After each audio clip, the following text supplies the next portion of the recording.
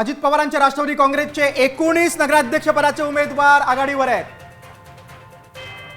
राज्यातली ही स्थिती आपण बघतोय। सध्या राष्ट्रवादी काँग्रेस अजित पवार गटाचे नगराध्यक्षपदाचे 19 उमेदवार आघाडीवर आहेत, तर शिंदे सेनेचे 18 नगराध्यक्षपदाचे उमेदवार आघाडीवर आहेत।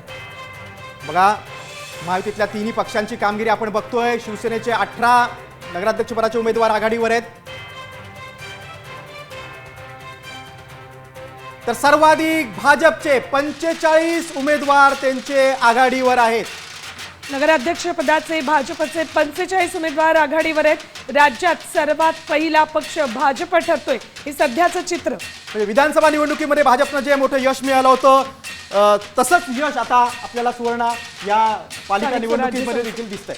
म्हणजे बरं, भाजपचे नगराध्यक्षपदाचे 45 उमेदवार सध्या आघाडीवर आहेत, तर त्या खालोखाल महायुतीतल्या शिंदे सेना आणि राष्ट्रवादी काँग्रेस अजित पवार गटाचे नगराध्यक्षपदाचे उमेदवार आघाडीवर आहेत। तर काँग्रेसचे 19 उमेदवार आघाडीवर आहेत। काँग्रेसचे नगराध्यक्षपदाचे 19 उमेदवार राज्यात आघाडीवर आहेत।